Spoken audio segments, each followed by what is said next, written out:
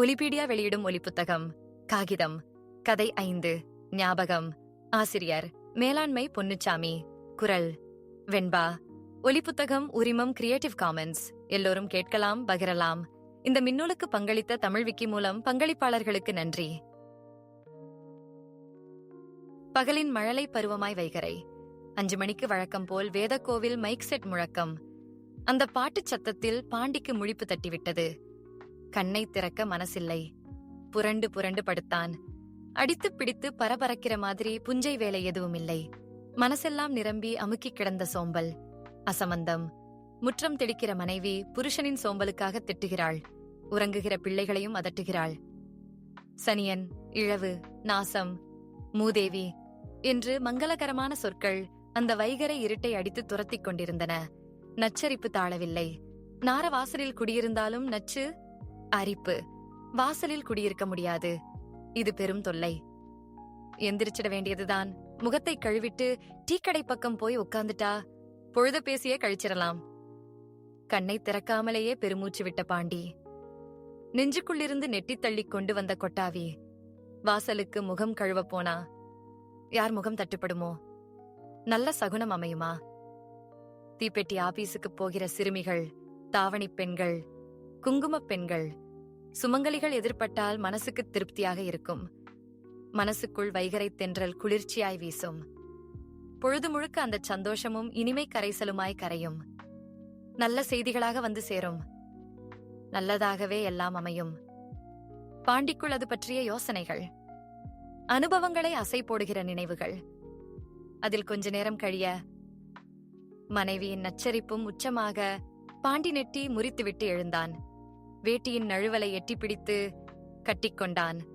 வாய்க்குள் நாற்ற ருசியான எச்சில். செம்பு நிறைய தண்ணீர் மோந்து கொண்டு தலைவாசலுக்கு வருகிற போது மனசுக்குள் தயக்கம். பூவும் பொட்டுமாய் முகம் தட்டுப்படுமா? நல்ல சகுனம் அமையுமா? ஏதாச்சும் தாலியறுத்த அமங்கல மூஞ்சி தட்டுப்பட்டுமா? பாண்டிக்குள் எறும்பு கடித்த மாதிரி சுருக்கிட்டது. வாசலில் நின்றான். படியில் கால் வைத்து எச்சிலை துப்பிவிட்டு செம்பு தண்ணீரை வலது உள்ளங்கையில் சாய்த்துவிட்டு குருட்டு காக்கா மாதிரி கள்ளப்பார்வையாக பார்த்தான். கழுத்தை இங்கிட்டும் அங்கிட்டுமாக திருப்பி தூக்கச் சடவையும் மீறியதிகளான எதிர்பார்ப்பு மனசுக்குள் தீப்பிடித்த மாதிரி இருந்தது. குப்பென்று பரவிய அனலின் வெக்கை. கண்ணில் தட்டுப்பட்ட முகம் அமங்கல முகம். தாலி அறுத்தவள். வாழ்க்கை முழுவதும் நார் பறிந்து சீப்பட்டவள். துன்பத்தையே தின்று ஜீவிக்கிற அதிர்ஷ்டக்கட்டை. வெறுவாய்க்கட்டை மூஞ்சி. ஆவுடைச்சி. மிளகாயை அரைத்து கன்னத்தில் அப்பிய மாதிரி இருந்தது பாண்டிக்கு. மனசெல்லாம் கிடந்து காந்தல் எடுத்தது. எரிச்சலாக வந்தது. சண்டாளமாய் வந்த ஆத்திரம். கடுப்பேறிய முகம். வெறுப்பின் மடிப்புகளோடு கோணலான முகம். அருவருப்பும் அசூயையுமாய் மனசுக்குள் குமட்டல். கூச்சமற்ற குரூரமாய் திட்டினான். வெறுங்கழுதை மூதேவி மூஞ்சியை காட்டிக்கிட்டு வீதியிலே வரணுமாக்கும் விடிய காலையிலே. சே இவா மொகரையிலே முழிச்சா விளங்குன மாதிரித்தான். இன்னைக்கு பொழுது புறாவும் அமங்கலம்தான். மனசின் வெக்கை நீர்க்கொப்பளிப்பின் சத்த அதிர்வில் முகம் காட்டியது. காரி துப்பினான். பாண்டிக்குள் திகில். இன்னைக்கு என்னென்ன கெட்ட செய்தி வருமோ? எவன் கூட எல்லாம் சண்டை சத்தம் வருமோ?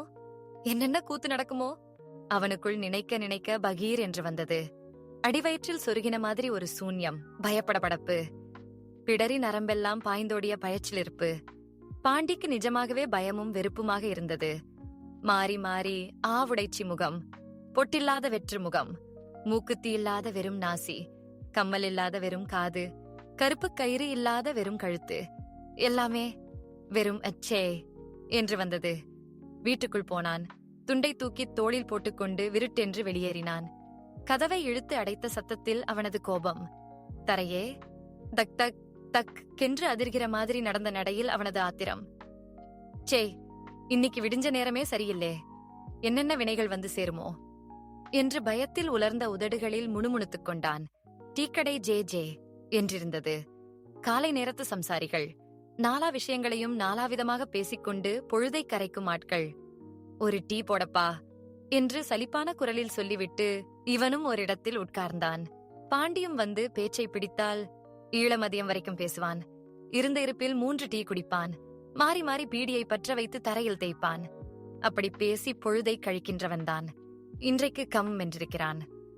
ஒரு கடுவன் பூனை மாதிரி சிடுசிடுப்பான பார்வை பார்க்கிறான்.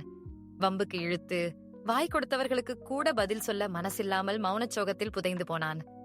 பாண்டிக்குள் வெறும் ஆவுடைச்சி.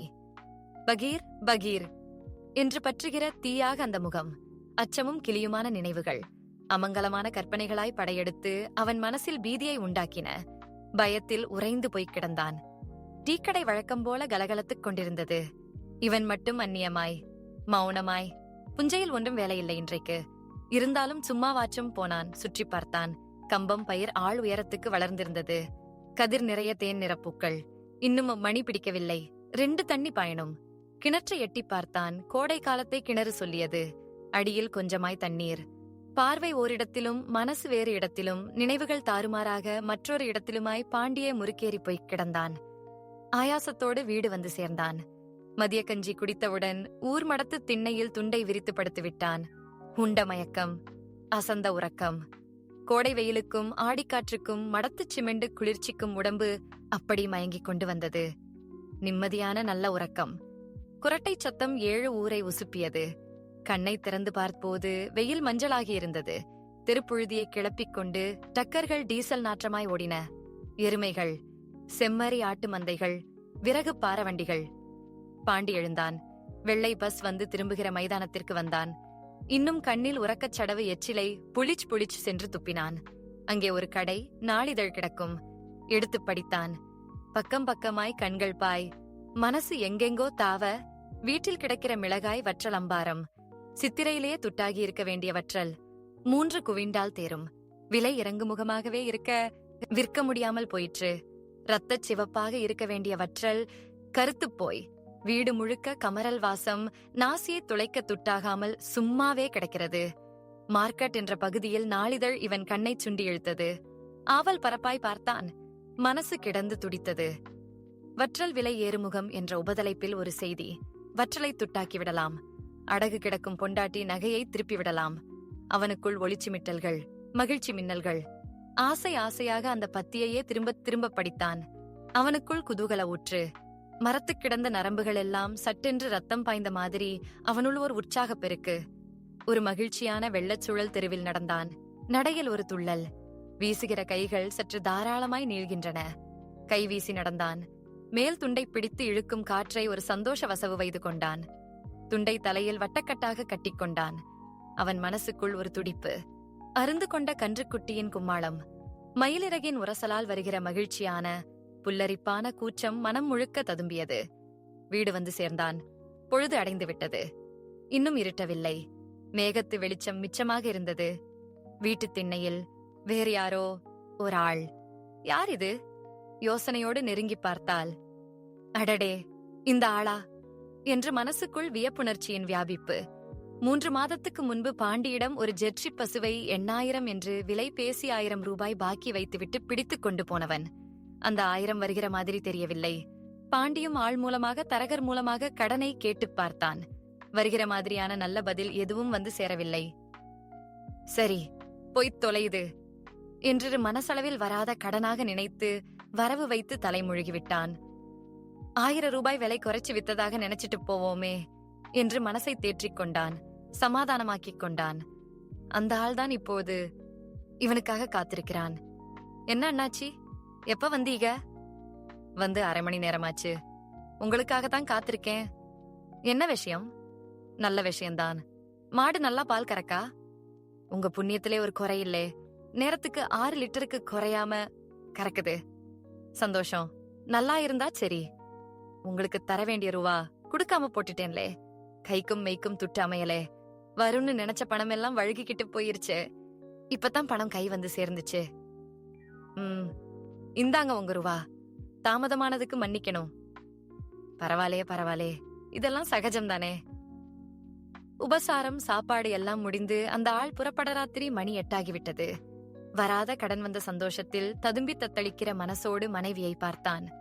பெருமிதமும் பூரிப்புமாக வற்றல் விலை ஏறுமுகம் பற்றி விலாவாரியாக பேசிக் கொண்டிருந்த போது வெறும் ஆவடைச்சியின் முகம் மட்டும் ஞாபகத்துக்கே வரல பாண்டிக்கு.